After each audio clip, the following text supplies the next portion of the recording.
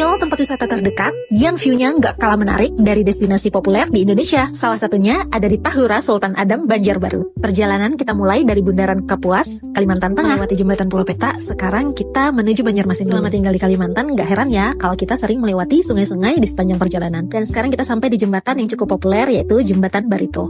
Dan setelah sampai di Simpang 4 Handil Bakti, kalau biasanya kalau kita mau ke kota Banjarmasin, putar balik belok kanan. Kali ini kita lurus di Jalan Gubernur Syarkawi. Perjalanan kita cukup nyaman karena sepanjang perjalanan jalannya sudah cukup bagus ya, dan juga terbantu dengan Google Map untuk petunjuk jalan kita. Karena ini memang perjalanan pertama kami ke Tahura Sultan Adam. Setelah perjalanan panjang, akhirnya kita sampai di Bundaran Banjarbaru. Kami istirahat sebentar, beli jajanan, dan sambung jalan lagi. Dan sampai akhirnya sekarang kita memasuki kawasan Geopark Meratus. Jangan lupa terus pantau petunjuk jalan yang ada karena cukup membantu, terutama bagi kita yang pertama kali datang ke wisata ini ya. Sekarang perjalanan kita hampir sampai karena sudah berada di Simpang 3 Tahura Sultan Adam Mandiangin. Kita ambil kanan, tetap di jalan utama, dan lagi-lagi tetap perhatikan petunjuk jalan. Nah, akhirnya kita sampai juga di gerbang utama tempat pembelian tiket. Karena di sini diterapkan pembayaran non tunai, jadi kamu wajib punya kris untuk beli tiket masuknya.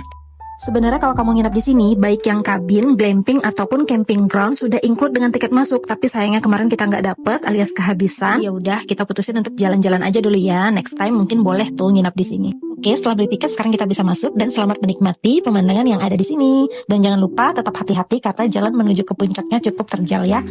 Just for info, dulunya sebelum dijadikan tempat wisata, destinasi ini sebagian besar bangunan bersejarahnya merupakan peninggalan Belanda. Jadi nggak ada salahnya buat kita untuk tetap berhati-hati, saling menghargai demi menjaga kelestarian yang ada. Nah, menurutku ini adalah spot-spot yang paling banyak dikunjungi orang-orang, barangkali bisa membantu kamu ketika berkunjung ke sini nanti ya. Kalau kamu beruntung, biasanya di sini ada pertunjukan para layang, tapi sayangnya waktu kami datang nggak ada. Jadi ya udah kita menikmati pemandangan aja sambil foto-foto.